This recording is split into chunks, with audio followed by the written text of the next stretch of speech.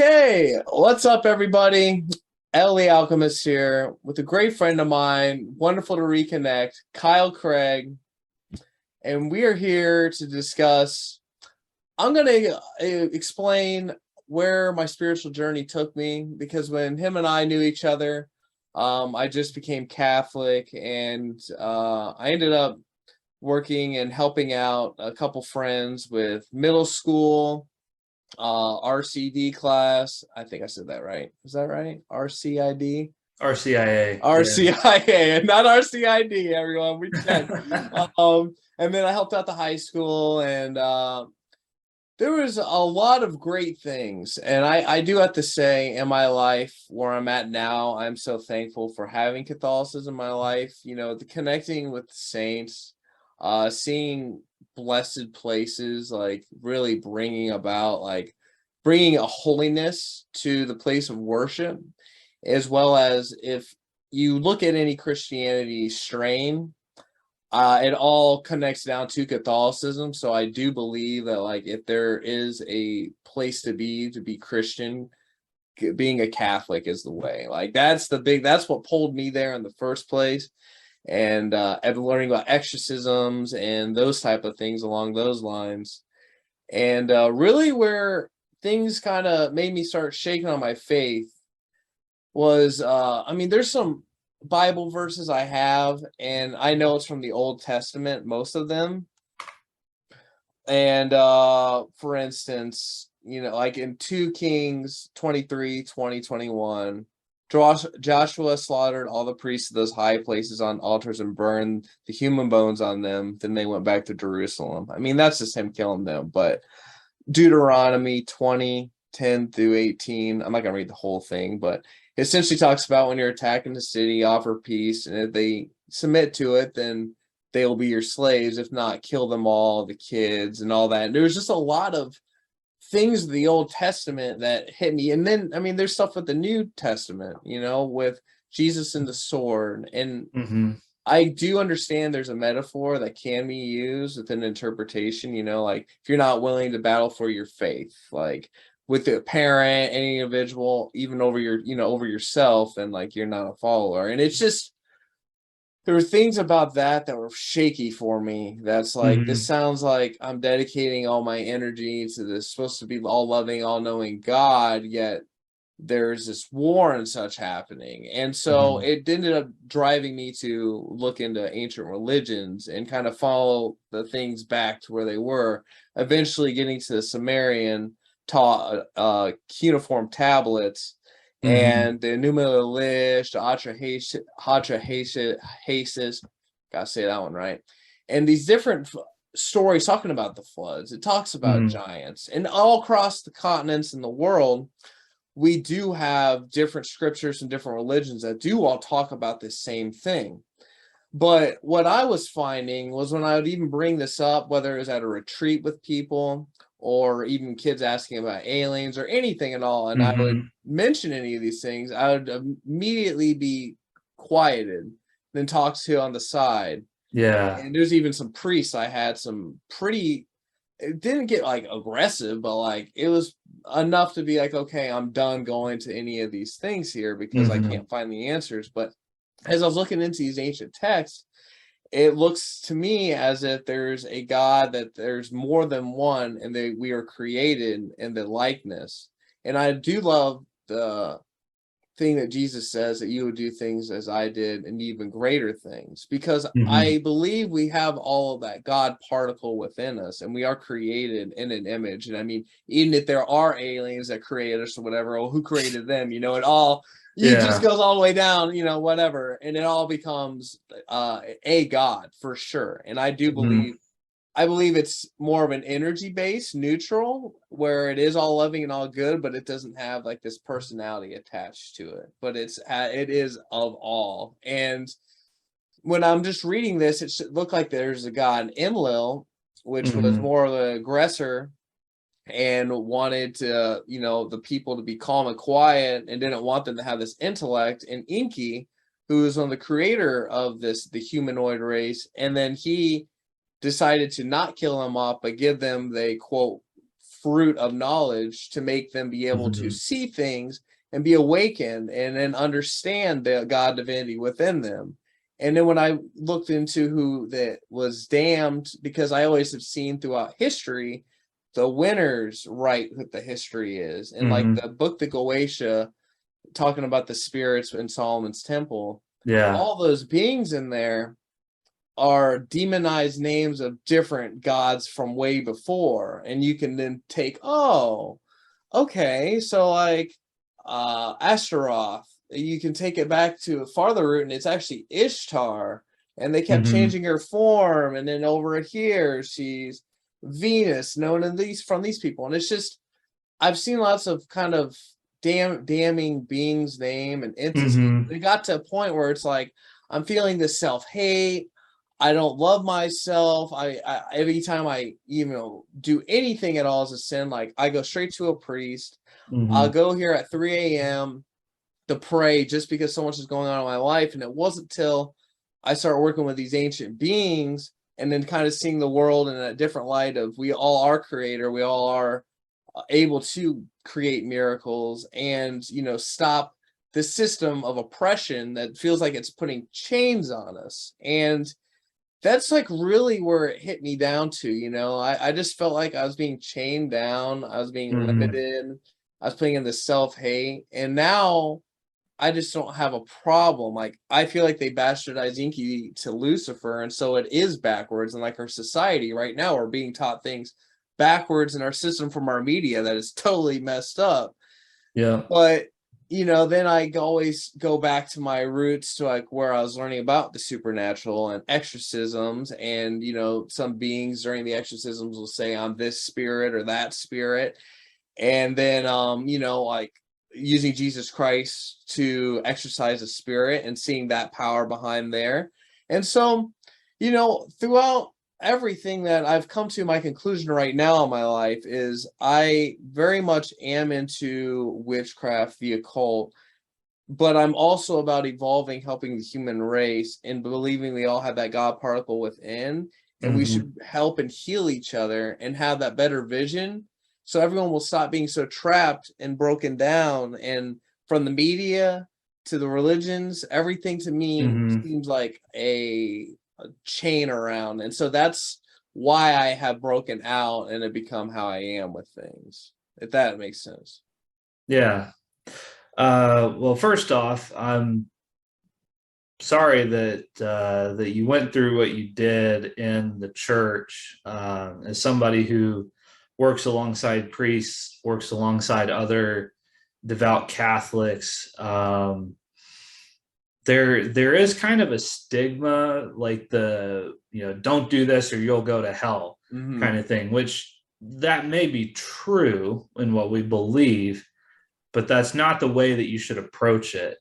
And I know in one of your past videos you mentioned like the indoctrination and kind of a little bit of like suppression of these other beliefs. And to that, I can kind of see where you're coming from, because if you have something to say and somebody says, don't say it, don't ask that question, you just kind of feel like ignored and unimportant.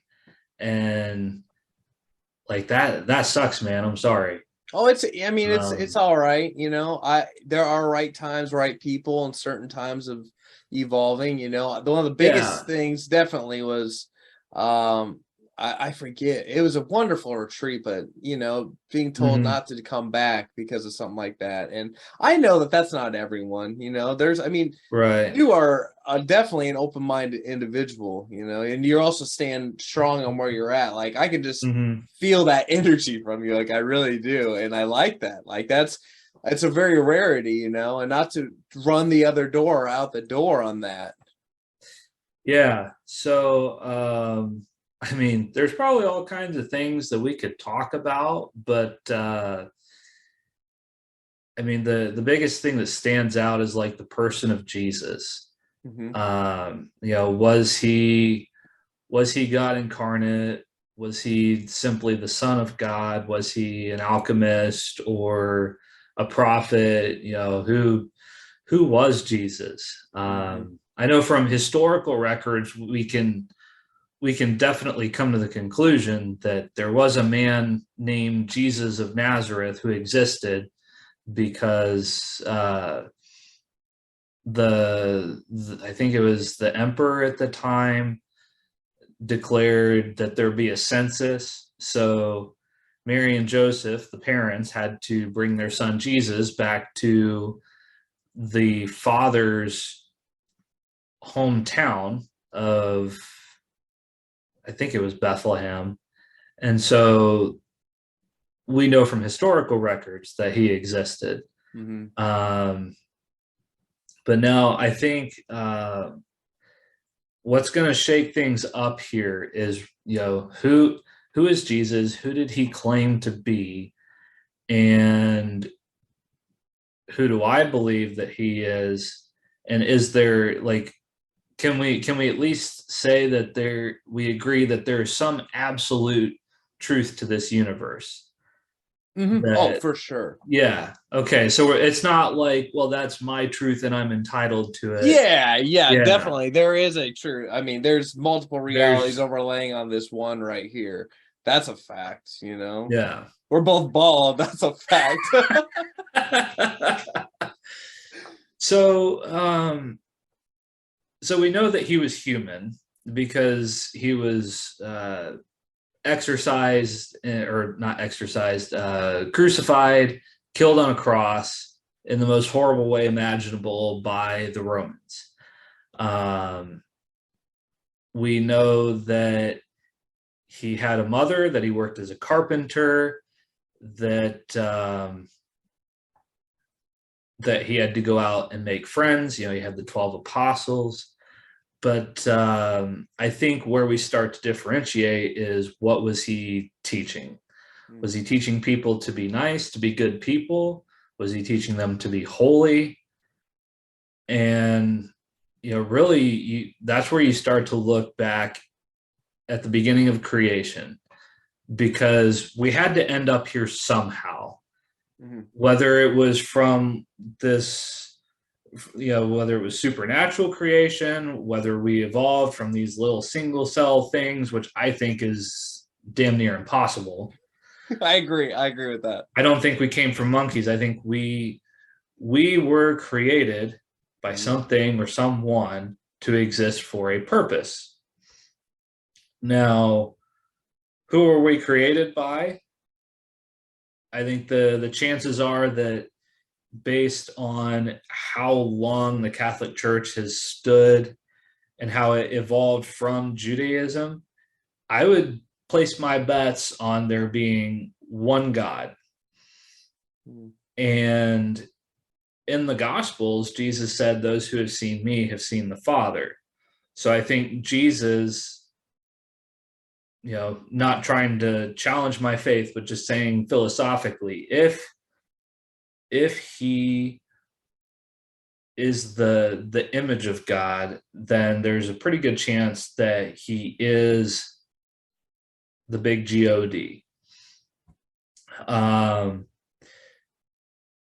Now, what does that say about all of the other gods? Well, kind of depends on what was their purpose. Were they to deceive humanity into believing in some false idol worship? Were they trying to free humanity in a way that maybe God didn't intend to?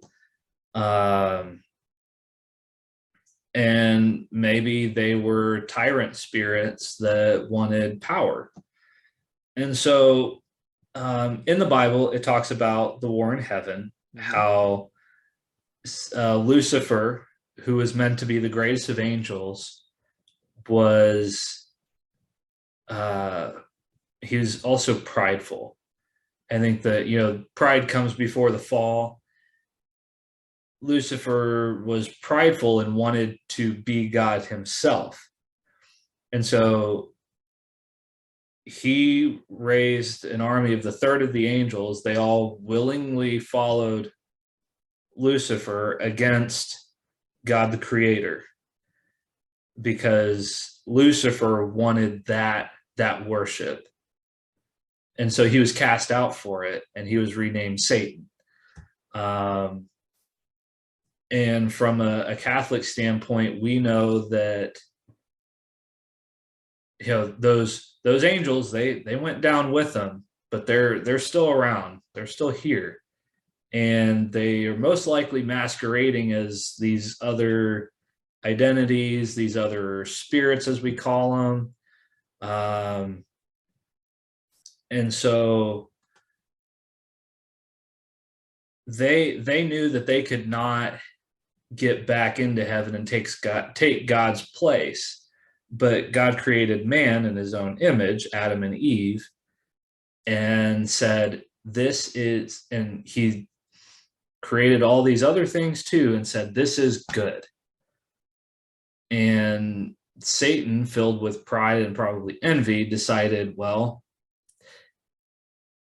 if these are so good and so precious to you, I'm going to take them away. And so that's when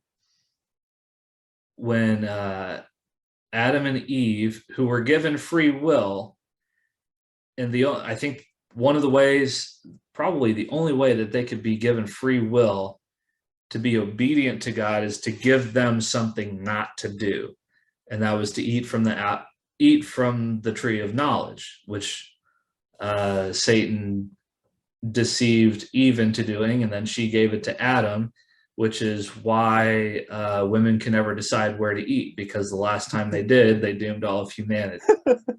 That's a joke. But some girls agree with me,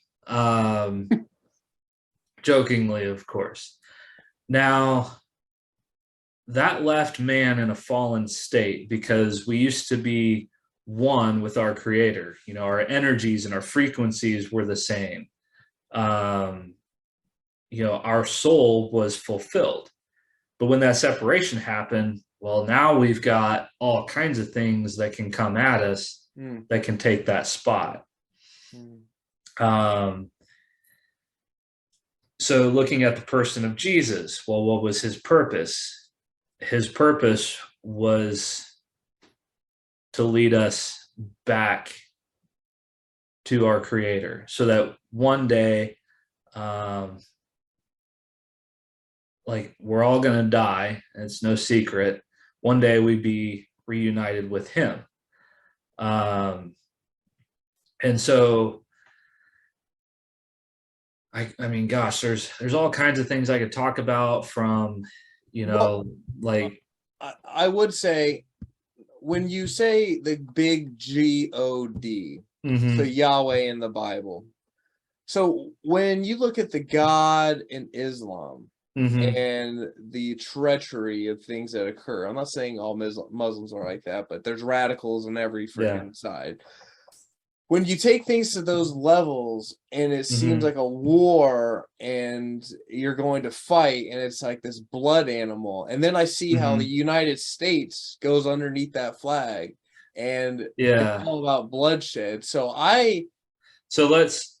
Can I draw it back just a second? Yeah. So, like, speaking of Islam, I mean, I was friends. I did a year of grad school after my undergrad at Trine, and I had friends that were Muslim. I played soccer with guys that were Muslim.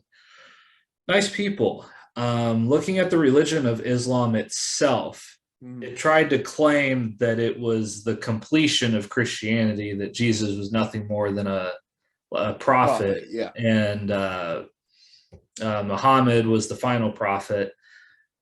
But if you look back to its creation, where they claim that it came from, Muhammad descended from the first son of Abraham, because if you remember, Abraham had a son by his slave, because they did not have the faith that Sarah was going to give birth to a son in her old age.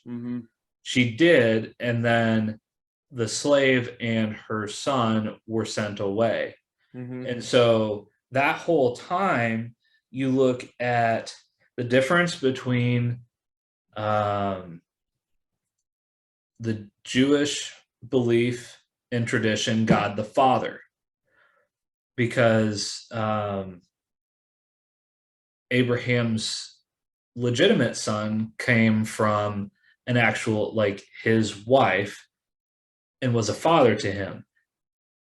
The other son, who came from a slave woman, became more of a servant and saw him as master. So that's why they call God Allah, meaning master, not father. So to understand that mindset, they are dedicated not out of love, but out of servitude. Now, I'm not going to sit here and talk about like why I disagree with the religion as a whole. The good thing is there's a lot of mention of Mary and a lot of mention of Jesus that does actually lead a lot of them to Christianity.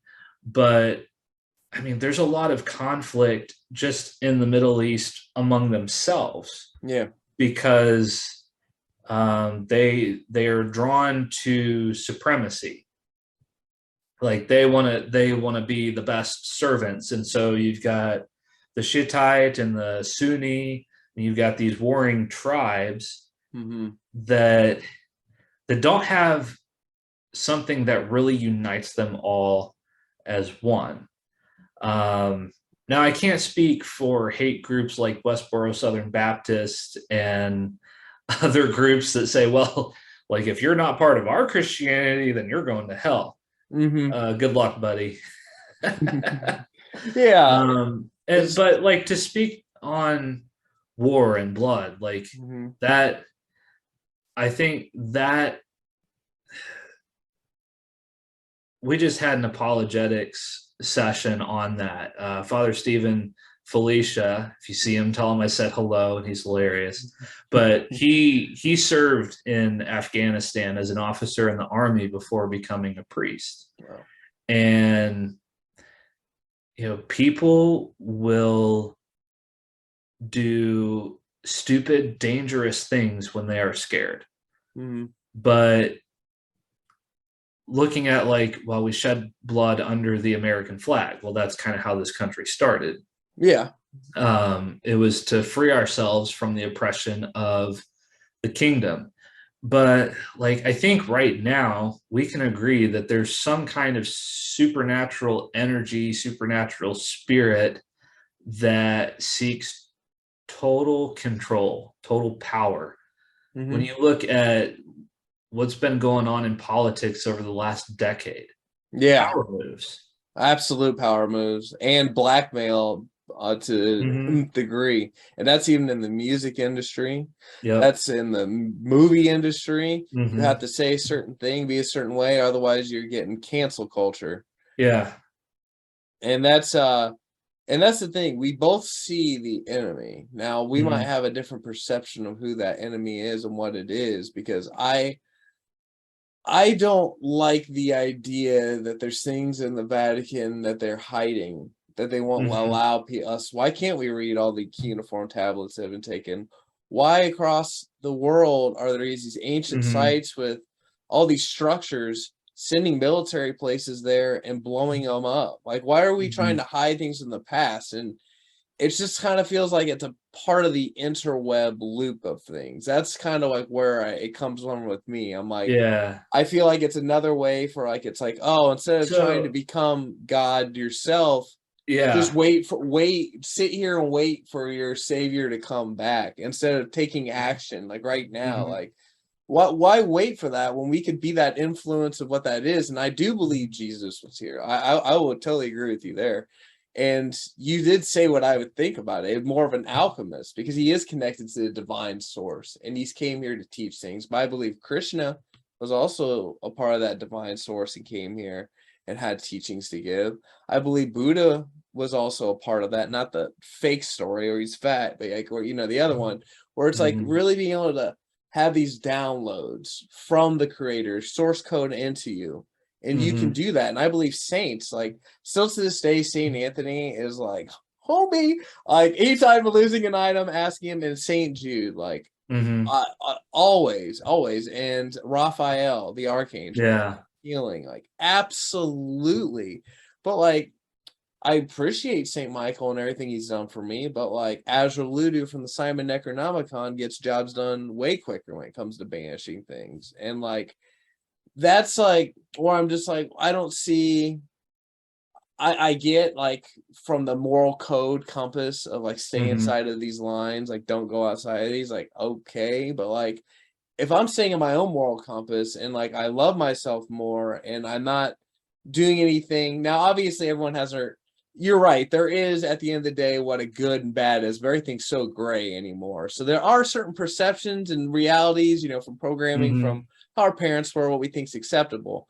But if in my own moral compass, everything I'm doing most of the time, because I do have an ego and I am human, comes from that loving heart though, like, and that Mm-hmm. like fire, Yeah. inspiration, destroying that darkness and that cloudiness, I don't see the So issue.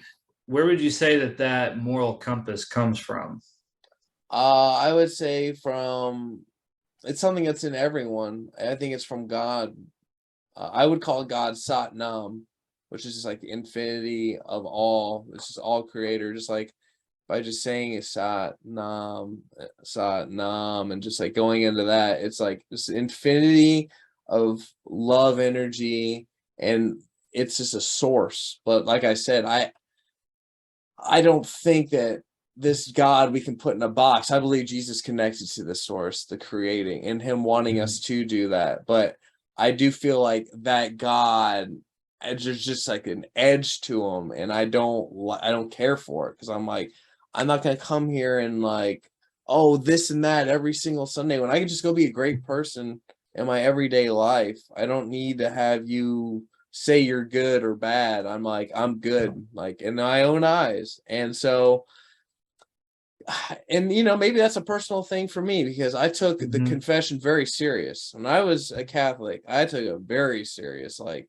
every Sunday I can be here, or Saturday morning, or if I do a venial sin, well, a moral sin like masturbation, I got to be in there the next morning, like I didn't want to carrying that on me. And then going to confession Yeah. and explaining things I'm going through. And, like even a psychologist, I was like, I'm debating about magic. And then she's like, no, no, stay away, go back to church. And I'm like, I'm in church. It's just lots of other moral compasses. It's kind of like the thing when you're talking about being the captain of your own ship. Feels Mm-hmm. like for too many times in my life, I was trying to listen to someone else's thing, but then I'd see this flaw or this non-caring, and I was like, no, I'm just going to get my own ship and take control. And Mm-hmm. obviously, there's certain personal responsibilities, like when my dad was passing away, we had a priest and we were able to be next to him and pray over him. And I know that that's what he wanted. And I felt Mary's presence so much, like the mental image and the feeling of her energy holding him, Mm-hmm. so beautiful. And when he passed away, my dog runs out to the back door, and my dad was a fireman for 25 years, and a fire truck went on by, and like on our way to the funeral, like three went in front of us. Like different things are showing my dad's on the other side still there, but like there is Mm-hmm. a connection to that God and that higher consciousness. It's just, I see there's different paths to kind of the same moral place, but Mm-hmm. I can definitely see where lots of the things I do, I can see in your perception, like Mm-hmm. how do you know that that's taking you to a right place? Why are you working with that entity if Yeah. like this, that, and the other, and I And do that's understand that. that's one of the things that I like about being Catholic is like, yeah, there are some things happen that it's a mystery. I don't know exactly how, Mhm. but I have faith that it did.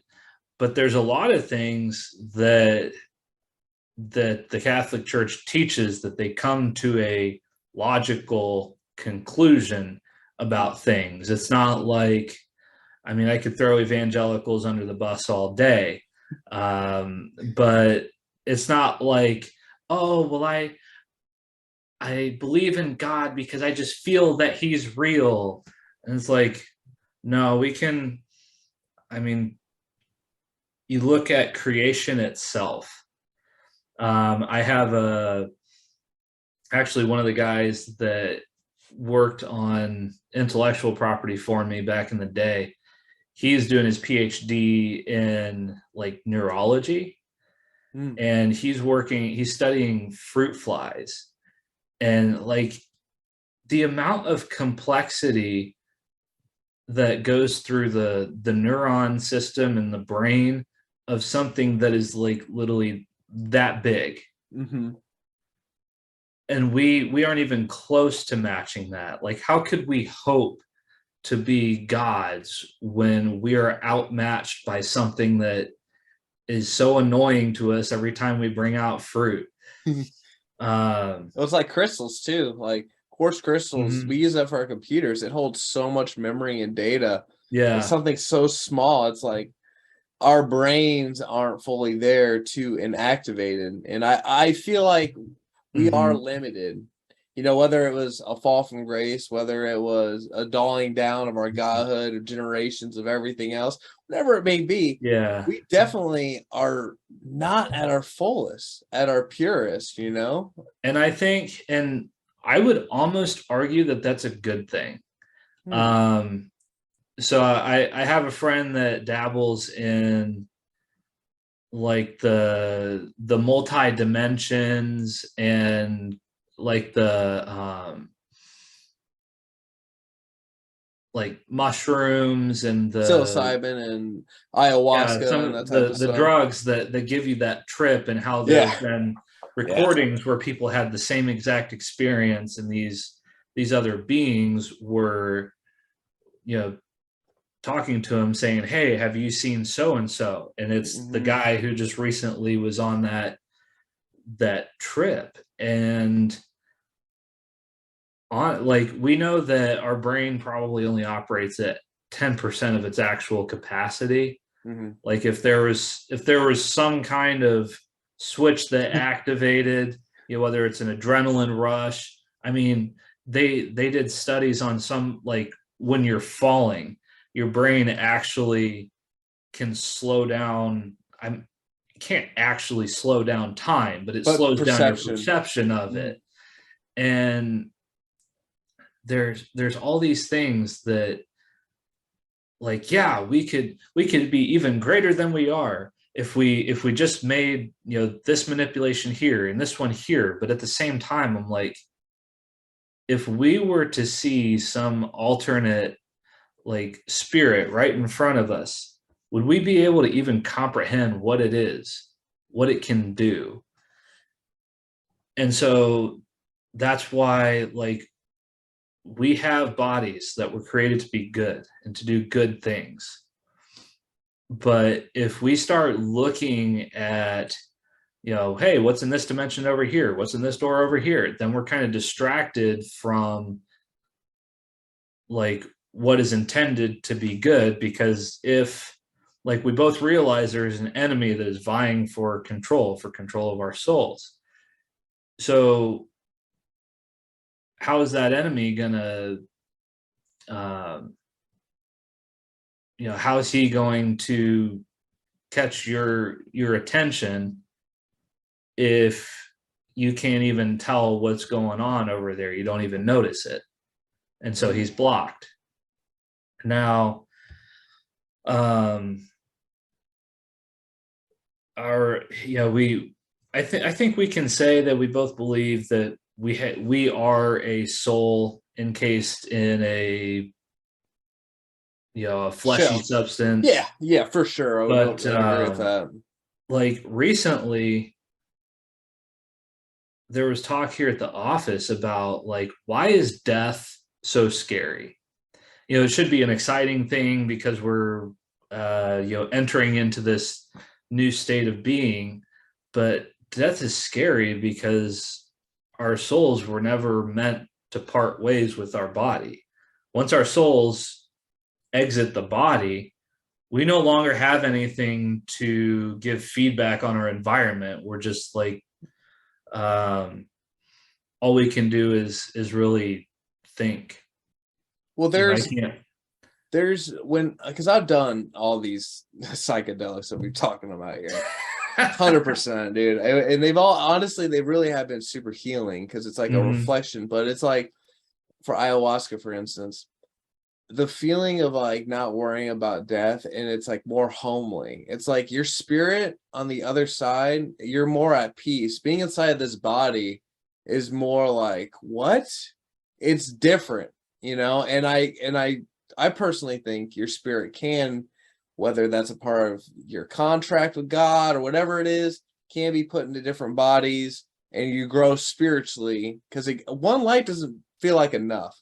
I feel like it's definitely not enough to be able to grow into a spiritual being in which you should be to be able to enter that higher plane of where you're supposed to go. But, at the end of the day, we are this being encapsulated inside of this body. And I see how in one sense you could see it if you get distracted with this stuff, then how can't we be here? But to me, I feel like being able to tap into these things are helping me see that other things going on beyond the veil and this dimension, to be able to see that, like, yeah, I'm not just this soul inside of a body, but like I'm able to do things beyond which I thought I could within this vessel and be able to help this out, make this reality better, and helping out other people along on that too. But I do understand how it could be iffy, but like anytime I was on any of those substances, it is this homely feel to like where I've seen Yeah. people who they would do that before, if they had cancer and then they're gonna pass away, and they're so much more relaxed and into it because Yeah. it is like almost that flash of your life in front of you, and you have to like reassess, forgiving yourself for who you were, which you wish you would have done different,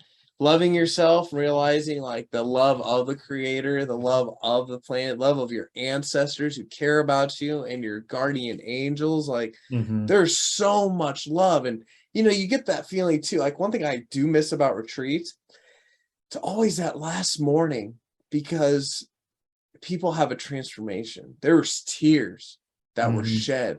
There was things that they heard that they needed to hear. And by divine intervention, they got to talk to this person who is going through that hardship that they did.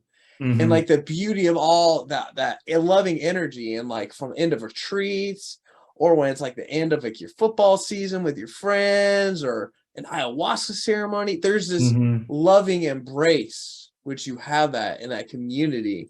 And that is God right there, like truly having that.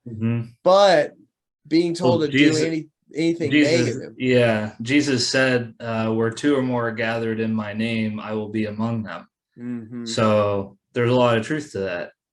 And big prayers with lots of people, man. Like that's another huge thing too. Like those are so powerful because everyone's intent's there, everyone's heart's there, and it's how miracles are made. Like, and honestly, it's like all this psychic energy and God all transferring it to whatever being, and okay, so on the topic of seeing behind the veil,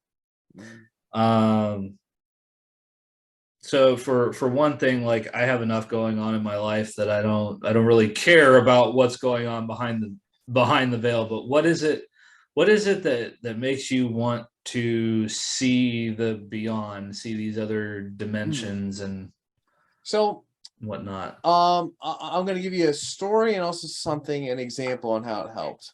For instance, stories are the best. So. Yeah.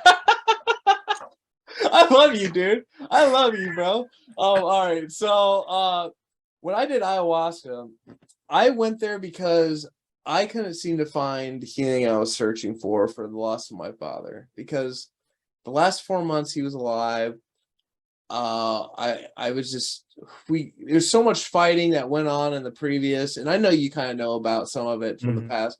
And there was a lot of transformation, great, but a lot of battles. And so it got to a point where it was like, I knew he had cancer, but like I was done. Like I needed to be out at my own place. So I was at my own place. And his last 4 months here, it wasn't until last month that I really come around again. And then seeing him so sick, and I had like a regret, like I wish I could have been a better man, or I wish I would have been more involved with magic, or wish I could have did something to help my father out. Just like, not good enough. And Mm-hmm.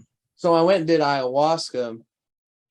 My father came back to me in a vision, and he said, I am here, and what happened to you, it was supposed to be a part of the process, and like, I'm one of your guardian angels, and for Mm-hmm. you to become the man you need to be, this was a part of that, and you have to accept that and not hate yourself and let go and forgive yourself. No one's perfect. Like, everyone goes through that, and it's this feeling, and I could totally see him and feel his presence. And I was able to leave that place, and there's a lot of other things that happen there, but like, I Mm-hmm. really had a healing, and like, I haven't had that burden on my heart. And so like, that for me, it was like totally worth it. Like, I had a burden taken away because I had that intimacy to see my Mm-hmm. father.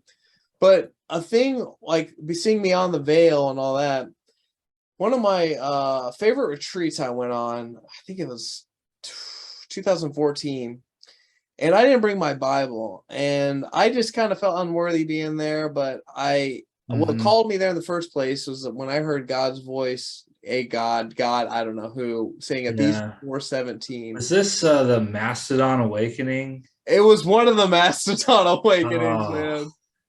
So good. first of all, like I,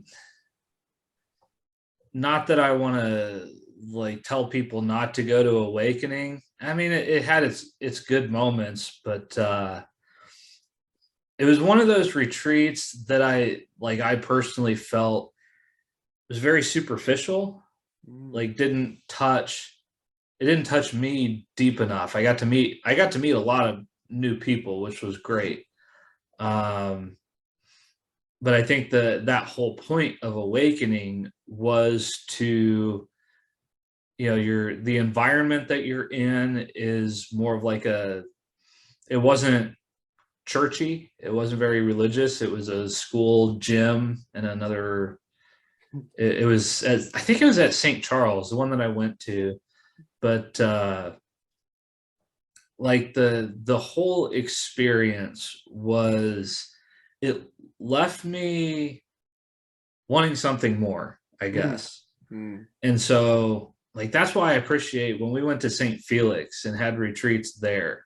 mm. um there's something about that place that, we as Catholics, we talked about relics of the saints and how they were so special. And it took me a while to come to the realization, like,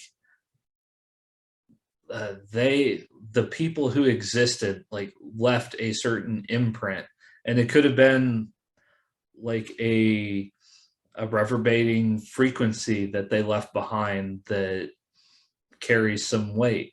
But there's something about St. Felix that when I am there, I am just at peace. Mm. Like, not doesn't matter what's going on. When you're in a school gym, like, I want to get up and play basketball. I don't want to sit here and watch somebody carry a cross. No, I Uh, see what you're saying. There's a yeah. sacredness to it, and Yes, that's the word, sacred, mhm. which I think a lot of people, especially our generation, has gotten away from. We're just kind of looking to get by and Mm, simply exist. But yeah. who really wants that? And that's why I think that's what draws a lot of people to start looking at religion in the first place, is when they wake up, it's like, oh, there's got to be something more to this, docile life that I'm living. Yeah, and there's something more beautiful to connect into, because everything's Hmm. so plastic. I'm not trying to necessarily become a millionaire. Like, that would be nice and all, but Hmm. it's not about the flashy objects. It's about the freedom that comes with that, as well Hmm. as things you can help out with. Actually being able to help out a charity, like actually being able to do that, actually be able to promote things, actually be able to Hmm. help the world, not this check out this flash, because at the end of the day, I get it. Like, that's so plastic, and that's not fulfillment. Like, No. truly going after a spiritual cup to be able to have filled, like, that's the Hmm. only way of enjoying the life. And like that's what I've seen in my life. No matter what part of my journey I've been on and in my steps, like it's always been that those sacred nights, those Mm-hmm. having your like what I was gonna say is when I heard that Ephesians 4:17, when we got new crosses on a retreat, we were going down to pray, and I didn't Mm-hmm. have my Bible, and so I saw one on a podium. I was like, cool, this is perfect. Whoop. And so we're all doing our silent prayer, and I'm flipping through the pages, and there's a bookmark, and the bookmark was on the Ephesians 4:17 page, and I was gonna do a prayer over the cross. And it's like those sacred moments burn Mm-hmm. into you eternally forever. Like there's nothing that can take those apart.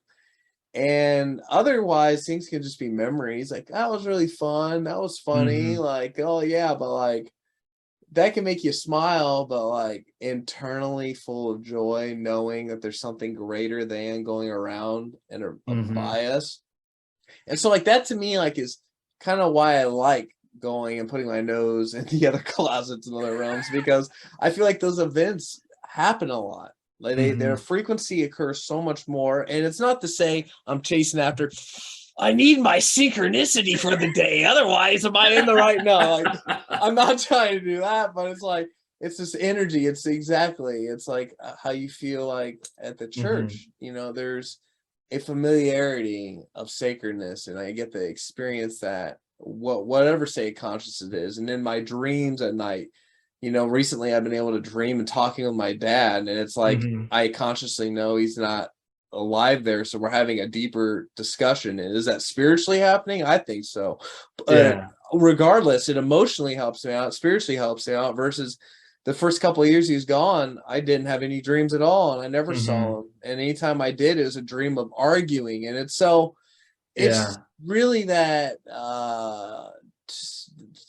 that vision in that sense is why I enjoy looking and searching. And at the end of the day, I tell this I was talking to my mom the other day about this. I said, you know what?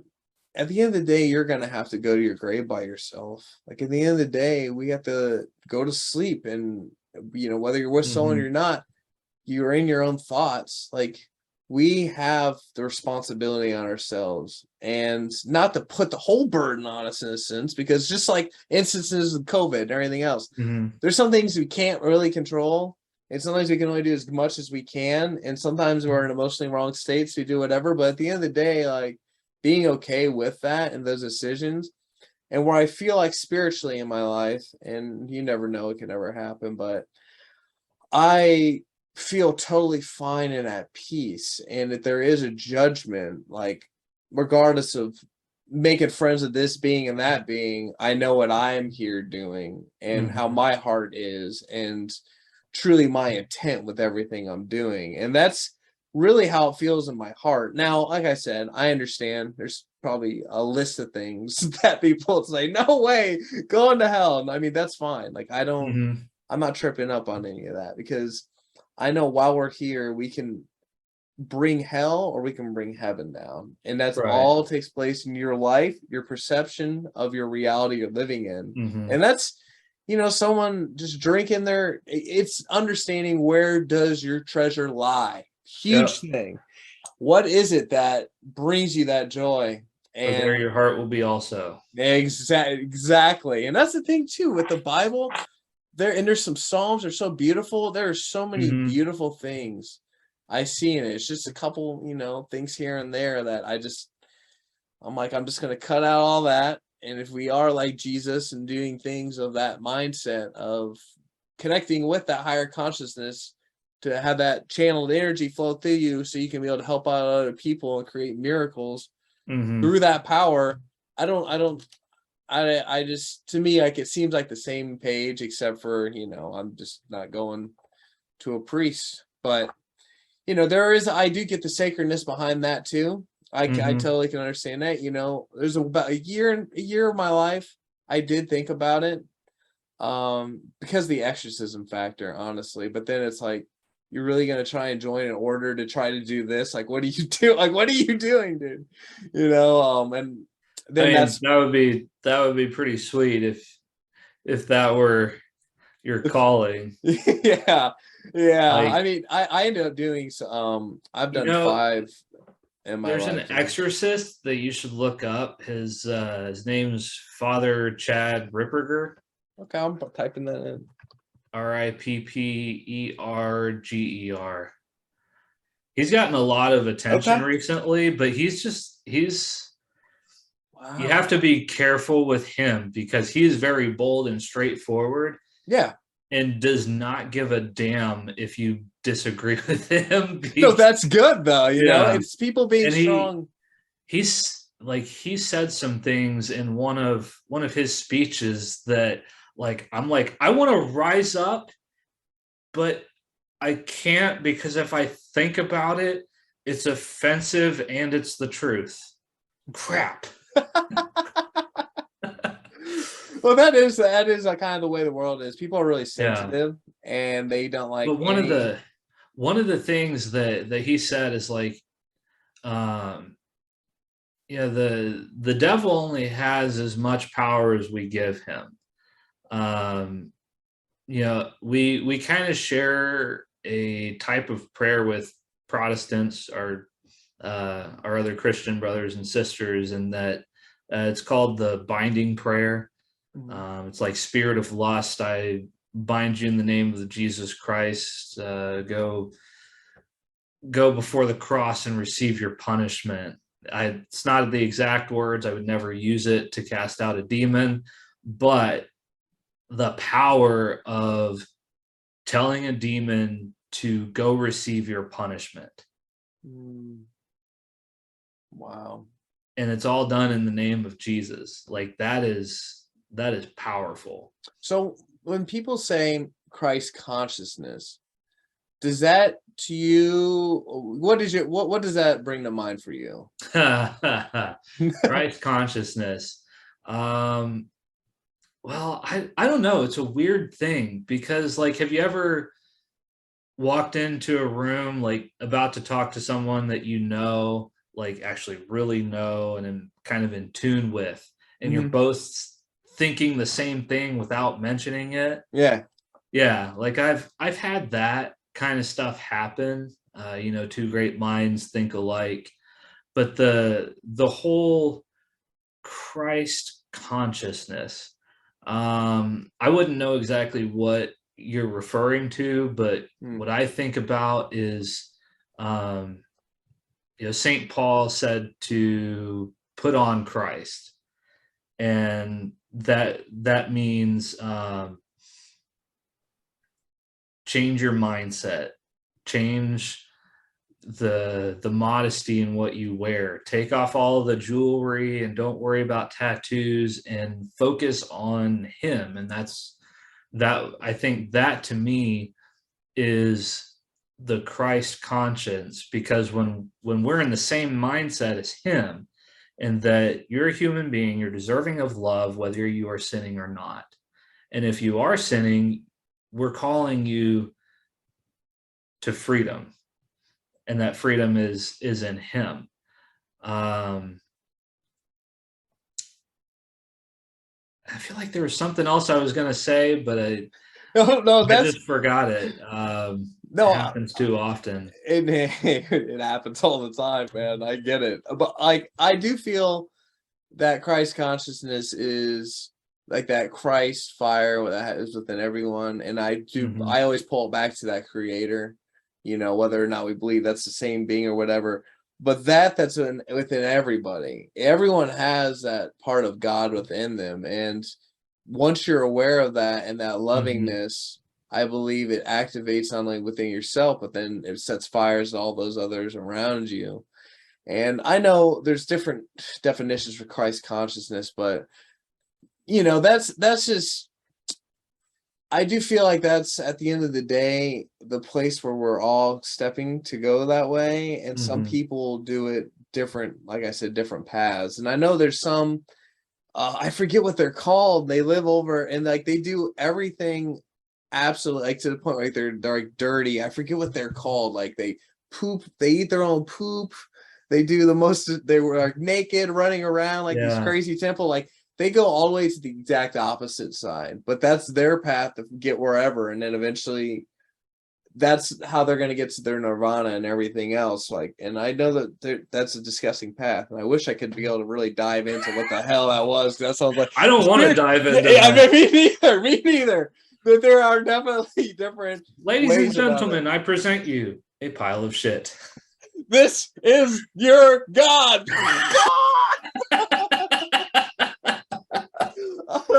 But I do feel as if there is definitely a battle, and without a doubt, and there is a truth. You know, for me personally, talking about, I mean, even saying that there's only male and female is going to cause controversy anymore. Yeah. And at the end of the day, it's like I can even feel with my spirit, like, you know, maybe if you reincarnation is real and you are all other a different sex every single time you came here, but like that's still like, regardless, this is where you're at. There's a British comedian. He's atheist. He doesn't believe in any religions, but he respects them, and he can't believe in the reincarnation because he said there's a group out in California of all places. And there's a festival every year where you come back, you go as the person you were in a past life, and two people showed up as Napoleon, and he's like, I may not be extremely smart, but I'm pretty sure one of you is a freaking liar. Well, true too, because many times you do talk about reincarnation, most people will be, yeah, I remember being Cleopatra. I remember being, and it's like, okay, yeah, like, no, like what I could say, because we believe that each soul is unique, each body is unique. We are uniquely and divinely made. Where I would disagree with like the one soul being in multiple bodies is you are you. There, like, your DNA is unique to you and you only. And the only way for another body to be like that is for you to get a woman pregnant. And when that happens, there is DNA from both the mother and the father that creates new life, and there's a new soul that comes along with that. Souls don't get, I would find it hard to believe that souls would get recycled in a way. Not in the same bloodlining, if it was like four generation down.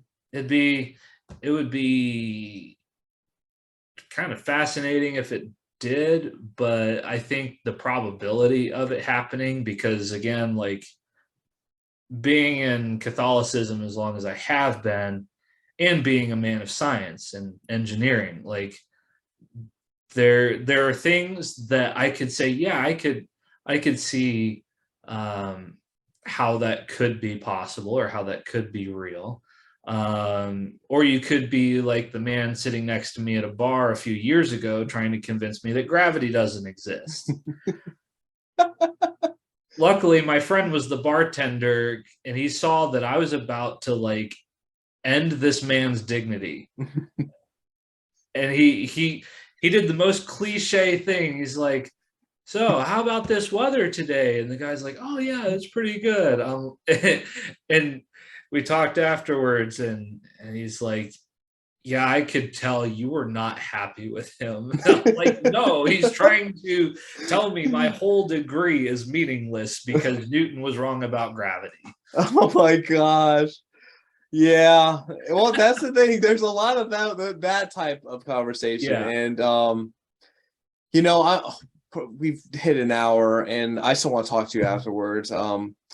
Definitely I'm gonna have to have you back, because honestly, you come with knowledge, and I appreciate that, as well as just understanding. We might not be. The thing is, we're not in the same boat, but we're going to the same place, and our boats are next to each other, and like that's 100% something I feel, and I appreciate all that you're doing, as well as with your patent and everything else. Like, we definitely want to stay in touch, man, and just hear the success of that, as well as you know, if there's any more questions, like we can for our next interview, if you have any questions you'd want to ask me about what I do and anything like that, as well as, you know, be getting other people involved, that'd be Yeah. awesome.